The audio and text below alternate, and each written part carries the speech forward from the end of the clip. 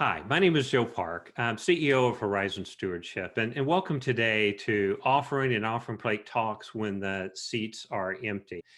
We are sheltering in place just like you guys are, and so we're asking for a little grace today as we work through. We're dependent upon the bandwidth of our internet providers, everybody you see joining us here today. I am just thrilled to death to have with us Dr. Tom Melzoni. Tom is a Senior Vice President with Horizon Stewardship. He has been doing this work for over 26 years. He has served in a variety of roles, beginning as Development Director at United Seminary, one that United Methodist would be very familiar with, and is one of a few, just a handful of people in our work that's raised over $1 billion in capital campaigns alone in church. So we're just very, very excited to have Tom with us today. You've already met Latresa. This is Latresa Wilson. She's running technical support for us. You may hear her speak up if we have any challenges in the presentation today. So we are brought to you today, sponsored by the Texas Methodist Foundation. I'd like to introduce to you a very familiar face, John Thornburg. He's Vice President of the area staff who represent the various area conferences at Texas Methodist Foundation. John, we're delighted to have you and for you to be our sponsor today. Joe, thank you so much. Friends, it's a pleasure to greet you today. And I want to thank you. I want to thank you for your investment in the disciple-making ministry of your church, because your attendance here is the outward and visible sign of your devotion to that ministry. So thank you for taking this time. The seminar you're going to get today will be deeply practical and so clear. The one yesterday on recurring giving was really grand. And so you're in for a treat. I'm so pleased to be working alongside, and TMF loves working alongside Horizons. And today, the pleasure of working with these two Church Generosity Hall of Famers, Tom and Joe, it's just a real pleasure. Friends, at TMF, we talk about helping each church do its distinctive part in bringing about the world God imagines. And while the world of April 16th, 2020 is a little hard to get a handle on, the world God imagines is still beautifully and compellingly described in Scripture.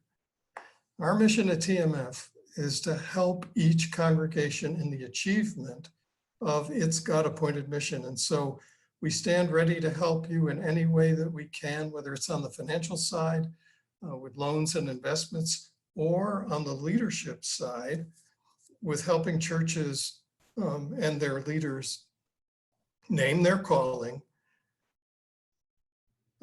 define their purpose, and engage in disciple-making ministries. We want to help with that. Just yesterday, $1.5 million in grant money was sent out from the Austin office to a variety of places, some of which came about quite quickly to do some really important COVID-19 relief. So we're here to help. We'd love to hear from you. Joe, thank you for this moment, and I'm looking forward to the presentation. John, thank you. So before we get into the presentation, I want to introduce those of you that are not already familiar with it to Giving 365. This is Horizon's on-demand resource library. It is full of material that is specifically designed for this COVID-19 and social distancing environment. You will find all of that when you sign in or sign up for Giving 365. All in the leading during coronavirus and social distancing resources, and webinars. There are probably 30 different resources that you'll find in there, including a variety of webinars on a number of subjects. You'll also find some of the resources that we will be talking about today. Below that, you're going to find resources that are appropriate for year-round generosity.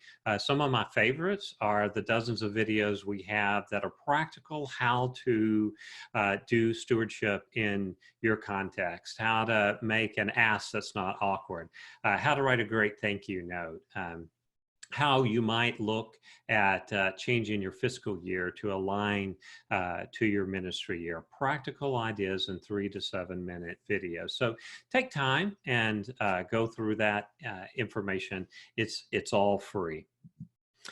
So as a leadership team in Horizons, we came together as these changes began to unfold and said, what is it that we believe that churches need to be focusing on today? What's the message we need to get out for first steps related to ensuring that we have good ministry funding during this time of social distancing? And the first message is we've got to be focusing on the opportunities. It is unlikely that we're going to see life exactly as we saw it before March when we emerge from this. I think the emergence is going to take some time, and the churches that are leaning into that are looking at what do we need to keep in our ministries, what do we need to tweak in our ministries, and what do we need to let go for this new era, are going to be finding themselves in the best positions as they return to what I believe is going to be for us a new normal. Everything that we're talking about today is predicated on your church having mobilized for ministry. This is a high water mark for the church. And our churches that are reporting that they are at those pinnacle moments, they are ones who have leaned into ministry. They shaped their web pages to not be about what the church needs, but how can the church be the church in this setting? How can we do worship in a new way? How can we do small group and discipleship in a new way? How can we get more people serving today than we've ever had? And that is the foundation on which well-funded churches are built. We're going to talk about online offering talks today. Recurring giving is a huge opportunity for every church today.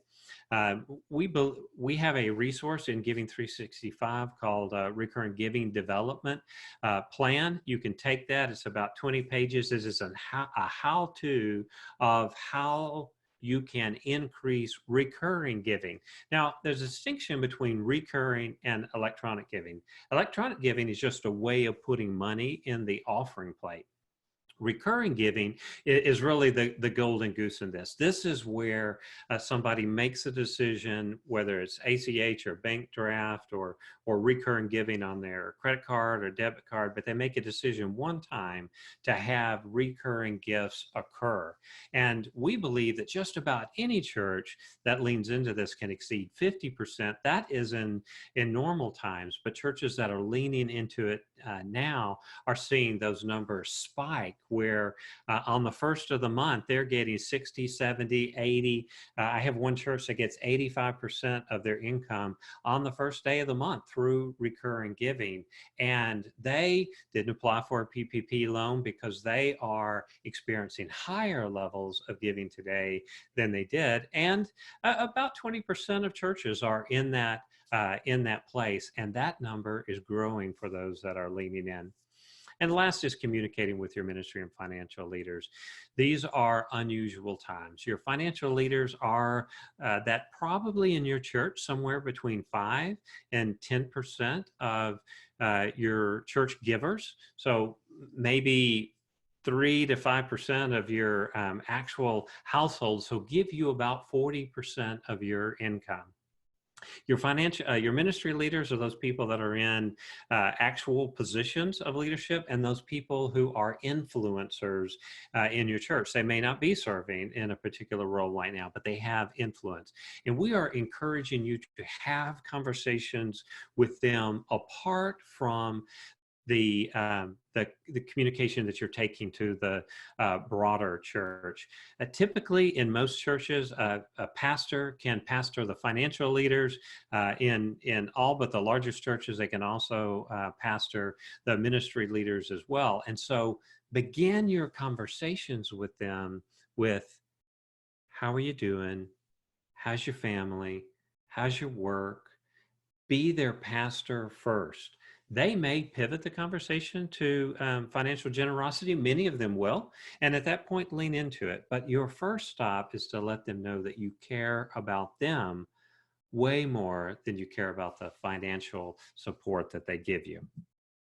So here we are. It's our new reality. This is what our worship centers look like from the platform on a Sunday morning. This may be your reality. This may be what it looks like when you're broadcasting live or recording a worship service that you're going to play later. But these, for us, can be the best of times. Most churches are reporting that they are having more people attend online than they were when they weren't doing online or before this occurred.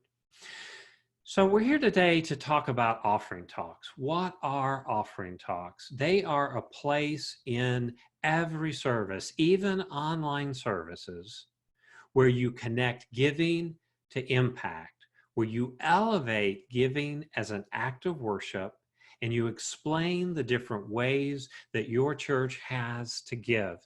It may even be more critical that you do it in an online setting, and that means you're going to invest a couple of moments. You're going to invest a couple of moments in preparing people for these talks. Speaking of preparation, a best practice that we're encouraging all churches to think about is sending something early in the week, maybe on a Friday, to prepare people for worship on Sunday, to talk to them about giving, how they can participate in the giving. This is a great time to put your worship guide alongside, put your announcements in there, send that out early so people can stay focused on you during your online experience.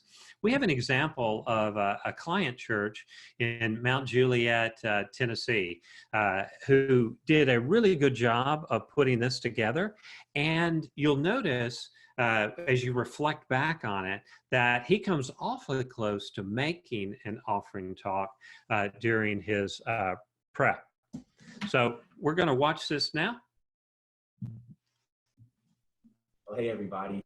This is Pastor Jacob from Providence Church. I just had a quick message for you today in this strange season that we are in as we continue to not be able to meet in person in lots of kind of ways. And obviously here at the church, we have moved all of our worship to online services for the next couple of weeks, and we'll be monitoring that as we go. It's our goal to keep the people of our community safe and love our neighbors as best we can. So the next 2 weeks, please join us. We had a huge turnout and a wonderful worship experience last week, but we want to join you at 10:45 a.m. on the live stream for worship, or later on in the week when you can watch. We anticipate that this will go on a little bit longer. So that's one of the reasons I'm coming to you today. I want to talk to our church members and attenders and faithful givers of the church to continue your financial giving to the church. So many things are still happening in the life of our church this week. Right now, we are a pickup location for the kids in our community who are on the backpack program.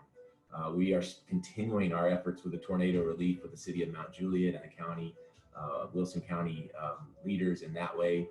We're providing financial assistance to people who've lost their jobs attached to the tornado, as well as coronavirus. We're meeting with our students online every day, and on and on. I just wanted you to know the church is still going. And so I just wanted to share with you 3 quick ways that you can continue to give to Providence since we're not here with the basket on Sunday morning. So the first one is this: you can give online by visiting prov.church/give. prov.church/give.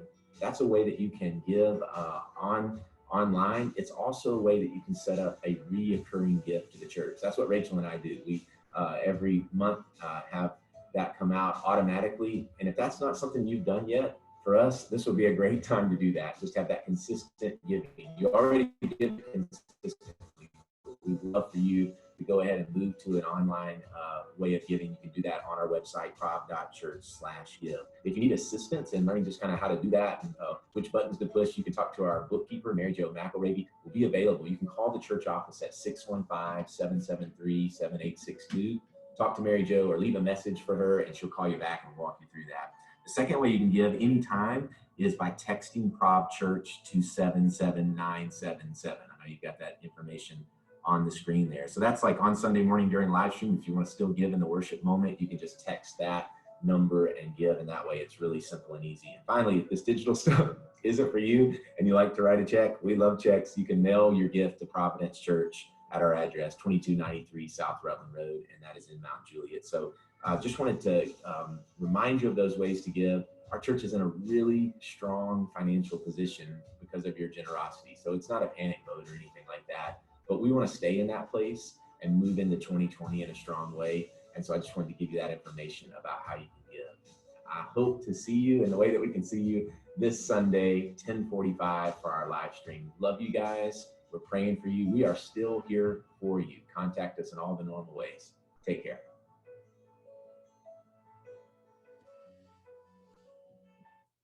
Oh, hey, everybody. So what is an offering talk and how do you go about doing it? We're going to spend the rest of our program talking about that. And at the end, there's going to be a Q&A. You can go ahead and start to send your questions if you want. Using that Q&A button, those will begin to accumulate. At the end of the webinar, we'll walk through that. But what is an offering talk? It is 2 to 4 minutes done every week. It explains why you should give. It creates an invitation to give. And this is an important part. Pastors, you need to be seen putting something in the offering plate every single time. When you get back into live worship, that's going to be the same experience that your church needs to see you leading first. Now, as you heard Jacob talk about, we don't want any pressure. You saw on the screen those words that said, you know, if you've been affected, we understand. There's no desperation. If your giving is not where it needs to be, this is not the time to be high anxiety about that and to share that anxiety with your church, and certainly no manipulation. It's a worship and sacred moment. And always, always, always thank people for generous acts, for their generosity. And so we're going to move into the offering talks can be done a variety of different ways. You've got a lot of different approaches that you can take. And Tom is going to walk us through this point by point. And again, I want to remind you, there'll be a Q&A time at the end.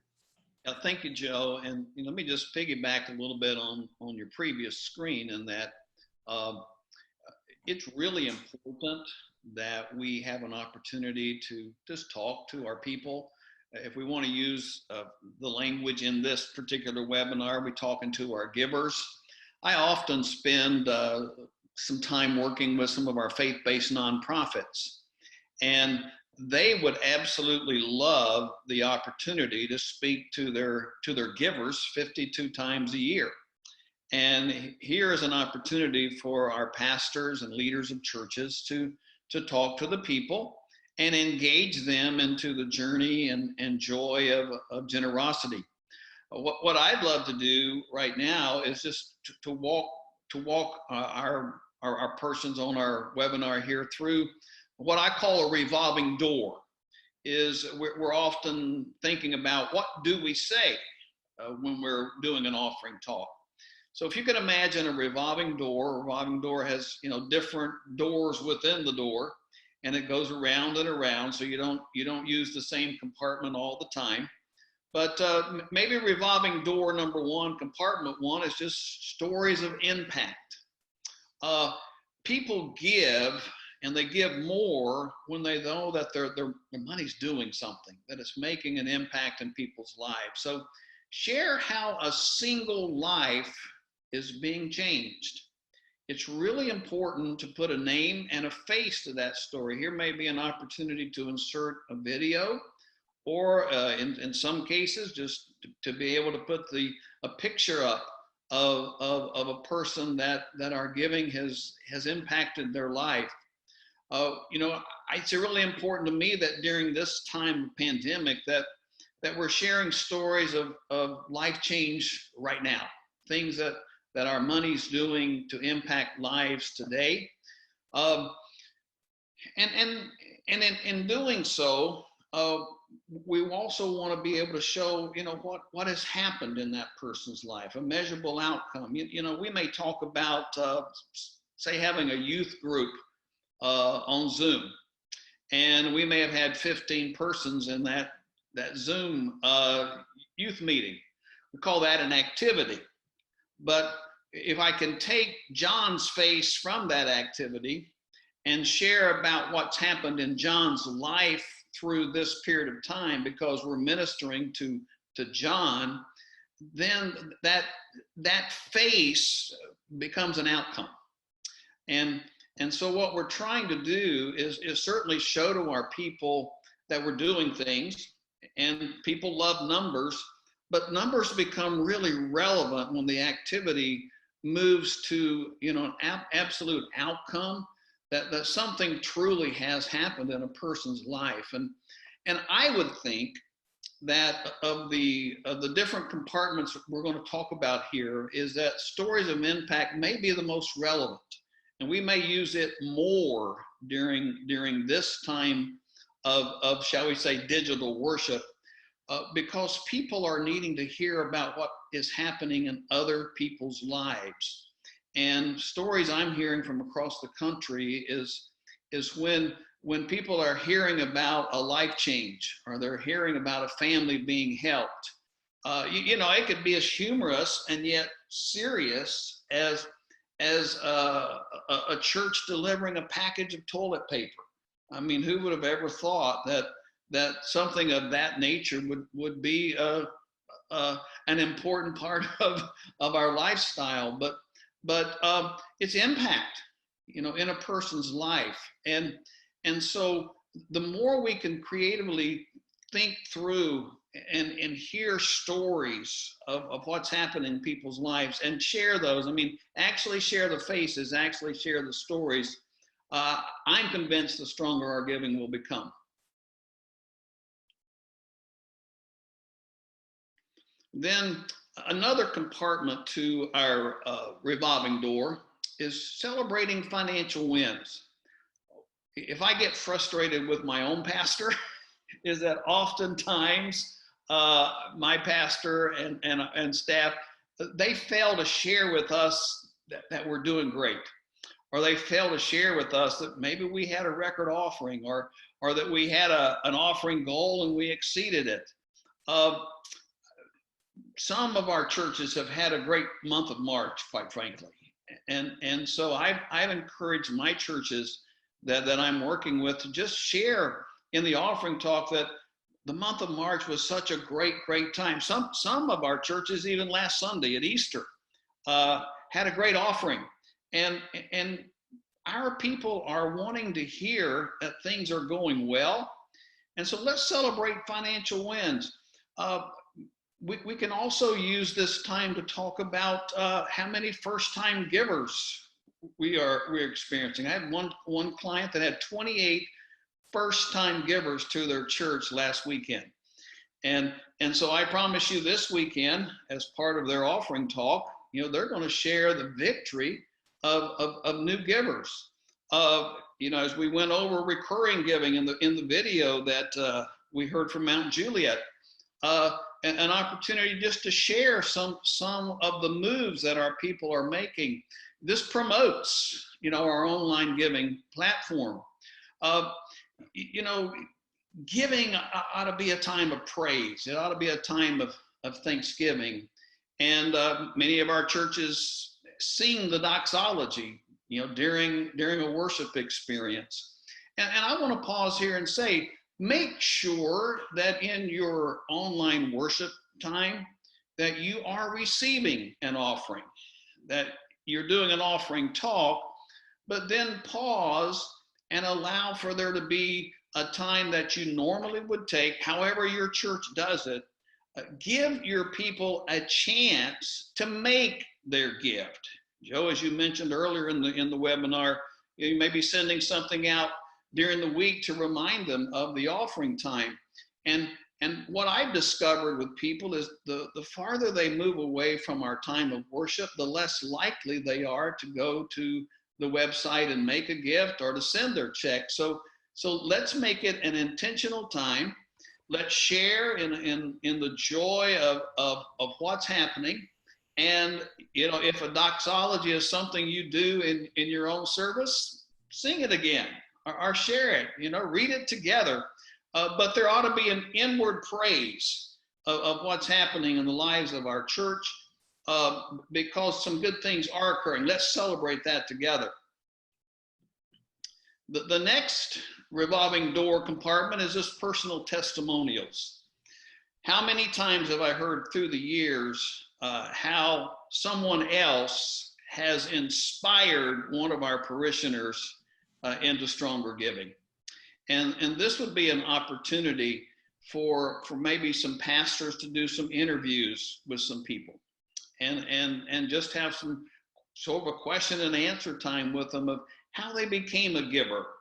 What's caused them to remain strong in their giving? What's caused them to remain faithful?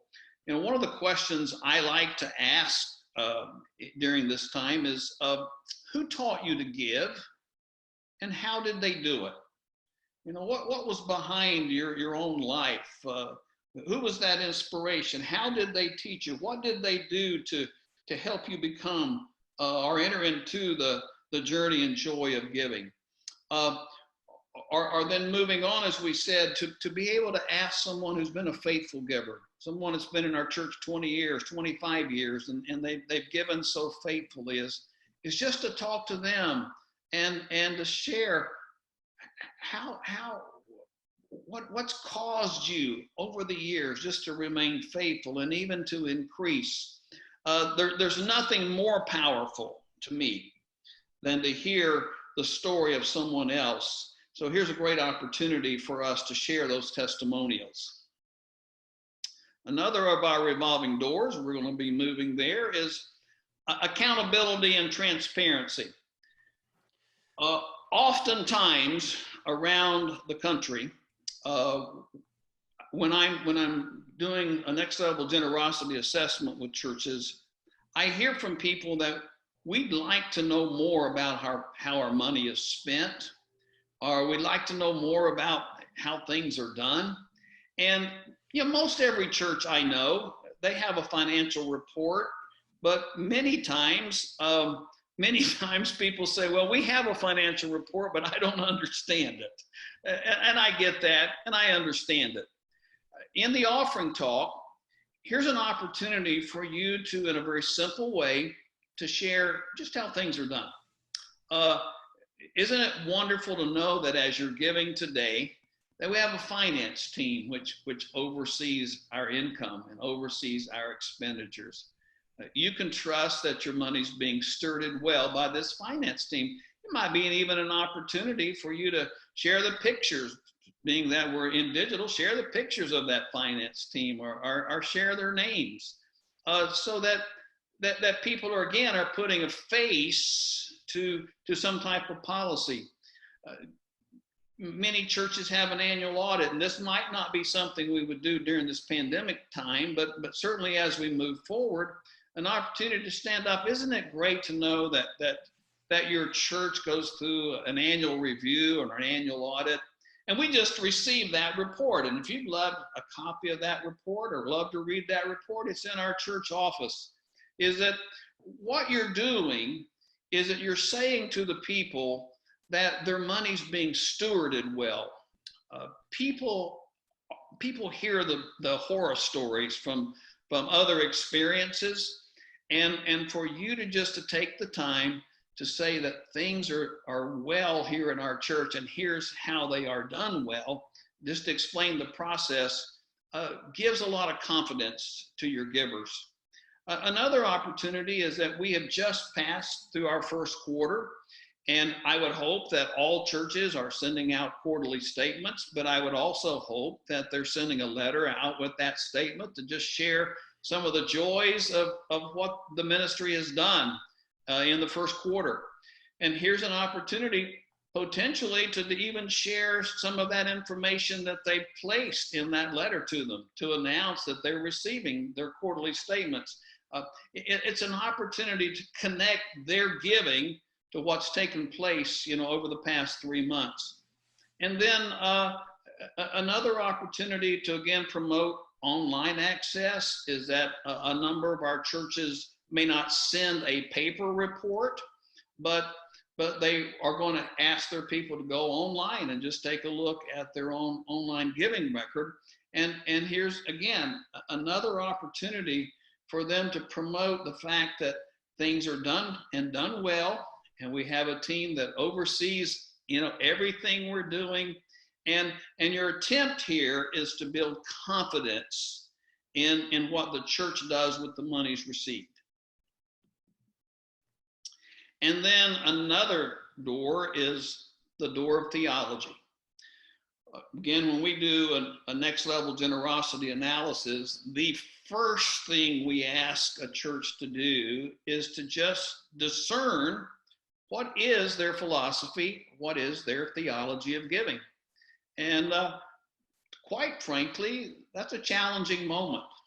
It's a very challenging moment, but yet a very, very important moment for us, because everything we do in the life of the church around giving really should flow from our theology of giving. I like to think that my own personal theology, and I've been trying to infuse this in the church where I attend, is that our need to give is greater than our church's need to receive. That giving's about me. Giving's about my own life. I like to add to that in my own giving, I'm growing in my own discipleship pathway. That the need of the giver to give is deep, it's wide, and it's strong. And that yes, our church has needs. Yeah, we have bills to pay. Yeah, we have all of those things, but that's not the reason I give. I want the theology of giving to be about the giver. And how many times have I walked into congregations and basically I hear all the time, well, we need to ask people to give because we have bills at the church too. I understand that. I relate to that. I was a pastor for many years. But I'd love to reverse the thinking. And again, in this offering talk is just dripping it, is that the opportunity for us to be able to just stand firm on the fact that our need to give is greater than our church's need to receive. And so here's an opportunity, if that's your theology, to share that. Maybe your theology is one of tithing. And if it is, then don't be ashamed of it. Here's an opportunity to express that. At our church, we believe that tithing is 1/10 of our income. Some of our people are practicing that while others are moving toward it. It's again based on what is your theology, and here's an opportunity for you to share it without it being a sermon. How many pastors do I know have, I get it. I understand it. We don't necessarily like to preach on giving. I've been there, but here's an opportunity in an offering talk to again drip a theology of what your church believes. Tom, if I could just underscore that for a moment, back to Tom has mentioned the next level generosity discovery. Horizons has a process we call next level generosity. We start with the discovery report, which is an assessment of the best practices compared to what's happening in your church. And the end goal is to have a year-round generosity plan. But our beginning point starts with mission, vision, theology of generosity, and your discipleship path. That's where we begin with this process. And those things, once they're created, they leak like vision leaks. You've got to constantly reinforce it. And so your offering talks provide you an opportunity to continuously reinforce mission, vision, theology of generosity, and your discipleship path, which hopefully includes generosity as one of the tenets. Just want to encourage you not to underestimate the importance of that reinforcement. And remember, folks are generally in worship about once every 3 weeks. So when you're in live worship settings, they're only attended about once every 3 weeks. So you've got to say it a number of times during the year just for people to hear it one time. Now, one of the great advantages to the online giving is, the online streaming and getting people used to it is I think you're going to see a number of people, you're going to see increased attendance because of this.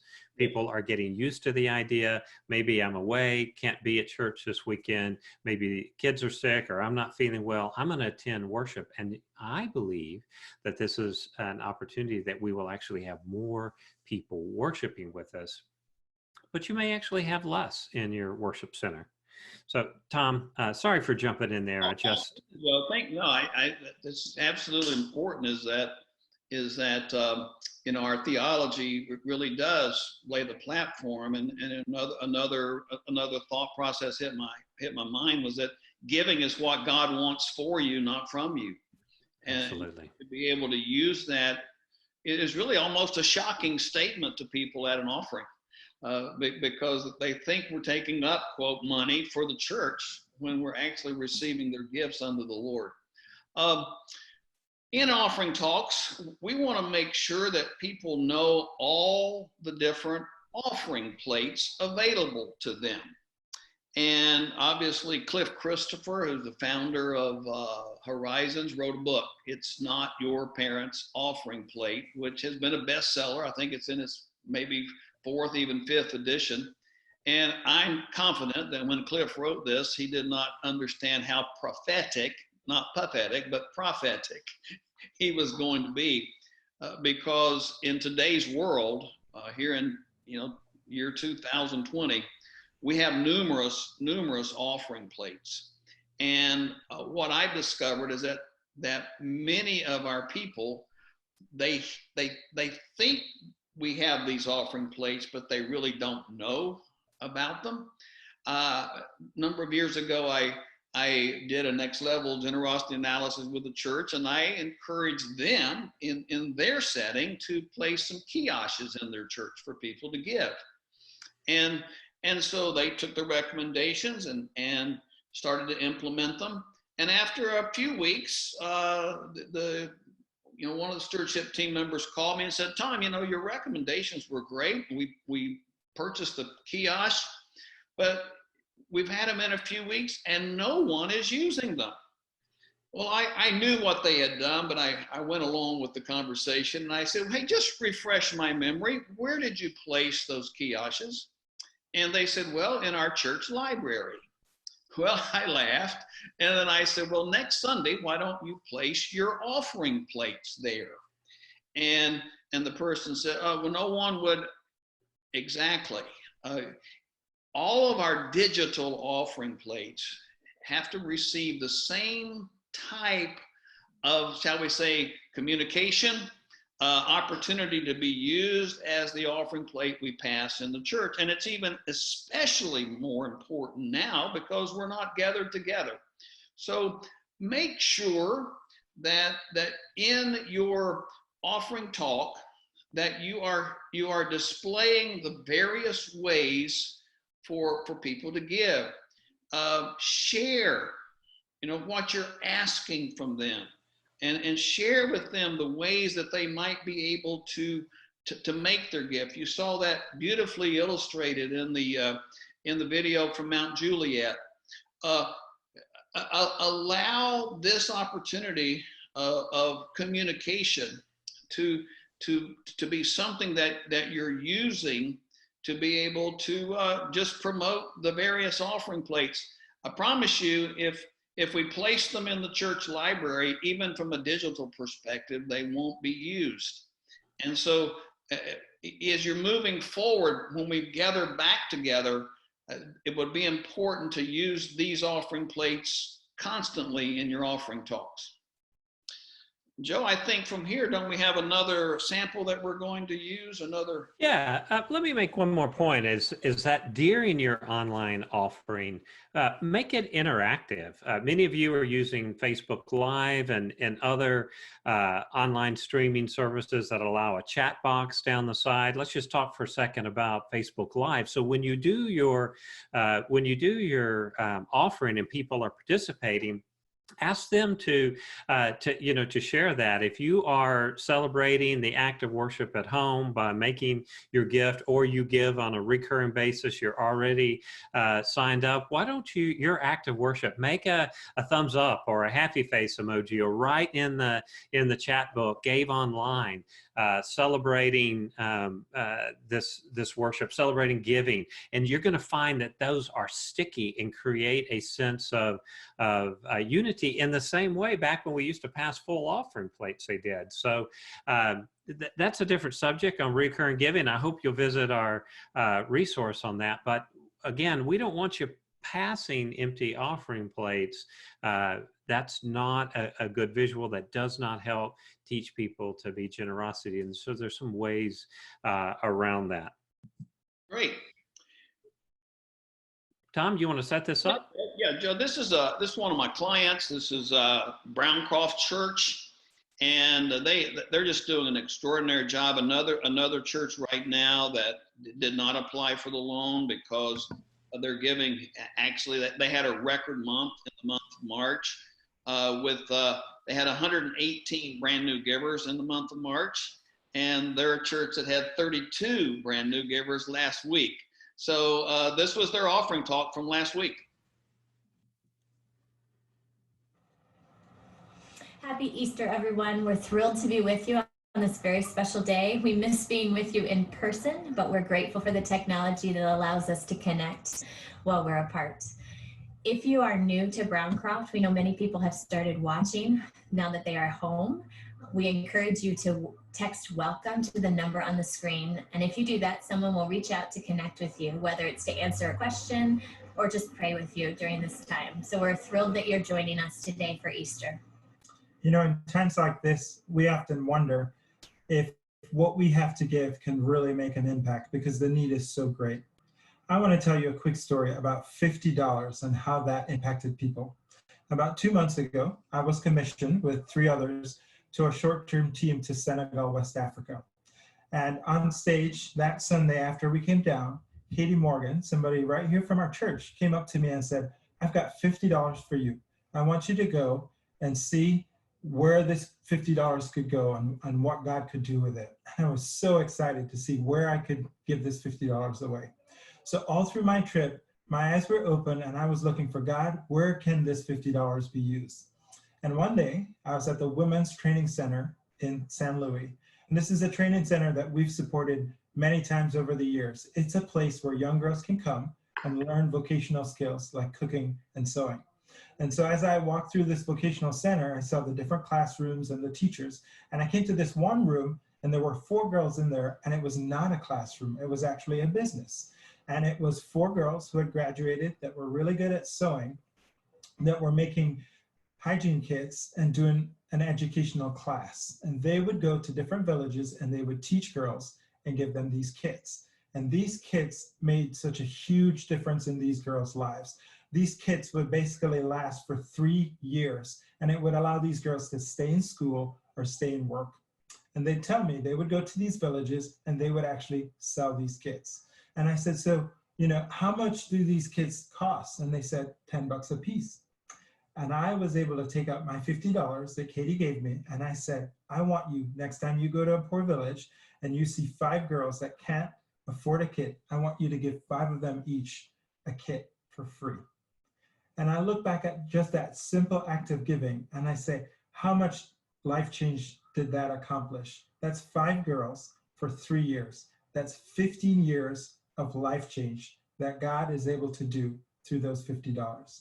And so I just want to encourage you, whatever you have, I want you to pray that God would multiply it like he did the 5 loaves and fishes that were given. I want him to use what we have to give and make impact. So if you join us, there are several ways to give. You can go right online and give. You can text right on the number on the screen, or you can mail a check right to our church. So let's pray for our offering. God, we pray for our church family and for the resources that you have blessed us with. We ask that we would realize whatever you give us does not belong to us, but is given to us to be used as a blessing for other people. So we pray that you would take what we have and multiply it to impact the lives of many people. We pray these things in your name. Amen. Happy Easter, everyone. We're thrilled. Yeah, Joe, we have another that we won't show in this webinar, but this is just another sample from Glenmar United Methodist Church in Baltimore. And this is the pastor sharing her offering talk. So again, we won't show that today, but that's certainly on our webinar for others to look at later.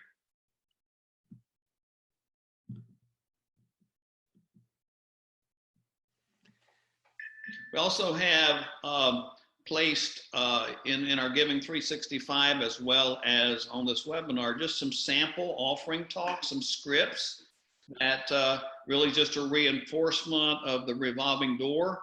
And these are a couple of scripts that will help you just frame what you're going to be saying for your offering talks.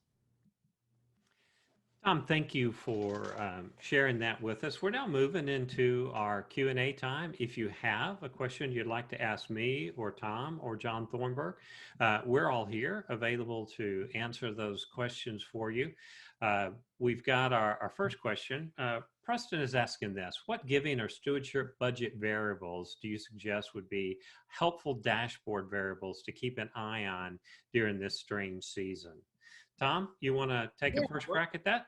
Great question.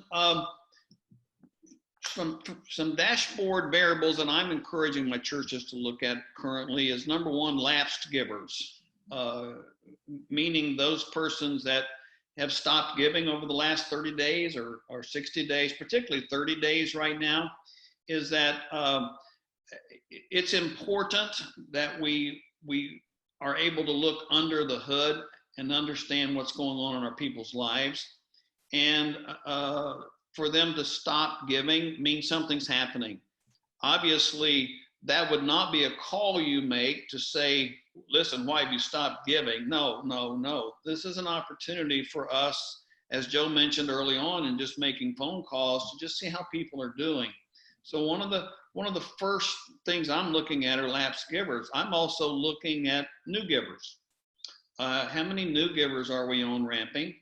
And important there is that we're saying thank you to them. Nonprofits say thank you within 5 days.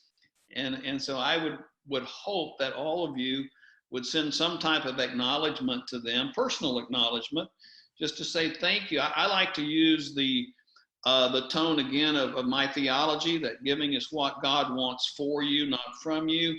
And I like to say this in a thank you note. I noticed you gave to our church for the first time. What a great step in your spiritual life. I celebrate that with you.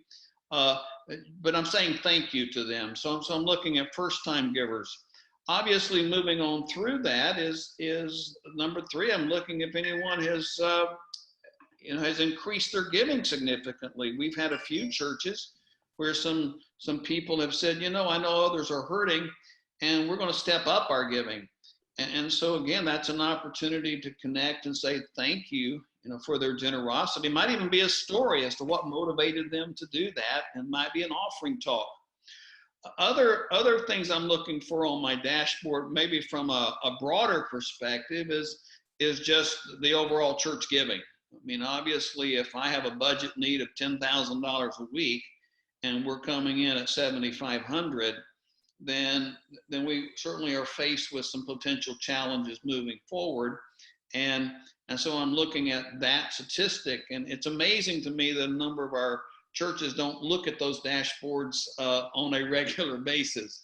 And so I certainly would be encouraging us to look at the broad base of just how our offering is doing versus our need. I'd also be looking currently as to how many recurring givers are we seeing on ramp? How much more is being brought in through our online giving versus even checks that are sent in? I mean, these are little things, but they're important things because they show us trends and they give us information for our offering talks. That was terrific. Nathan asked this question. Is it helpful to keep some kind of calendar or rotation of the different themes or strategies for offering talks? I'm sure we can't hit everything discussed every week, but some way to think about what pairs well, when should we rotate, what needs to happen this week, and so on. One of the things that we recommend churches do is to create a year-round generosity plan, which causes you to plan out your themes around your offering talks. Now, there are going to be times where you're going to have a great story and you want to tell it, and it's situational now, and you'll flip that around. But you will find this is much easier to do if you plan out your talks in advance, and then you can begin to identify people, get them videoed, or prepared to speak in worship, or you prepare to tell that story. Tom, have you got anything else you'd like to add to that? That's the perfect reason for the revolving door concept is that you're taking each of those compartments and you're only using one of those, each week. And so you're planning it out. I've even got a few clients relative to the year-round stewardship plan that will do some videos, and they, reruns are okay because, people are only coming into the worship services, as you said, about once every 3 weeks. And so they may plan 26 weeks of offering talks and repeat them, certainly with some updated information. So yeah, it's absolutely critical that in our worship planning, we elevate the offering time to its rightful place. So we don't have any other questions. Let me just develop the original or the first question that was asked and use some size contextualizations on that. We were talking about dashboards. We encourage churches that have budgets of $500,000 or greater to seriously look at using church analytics. Usually what exists in your church management software, it captures a lot of data, but it doesn't put it out to you in ways that is easy for you to see trends, to create dashboard reports for your finance team. And we work with two great organizations that do that, one of which is developed and run by United Methodist Pastor in the North Texas Conference. The other one is a company that's been doing this for a number of years. So somewhere between about $75 a month and $150 a month, you can get some pretty robust information right at your fingertips. It makes it really, really, really easy.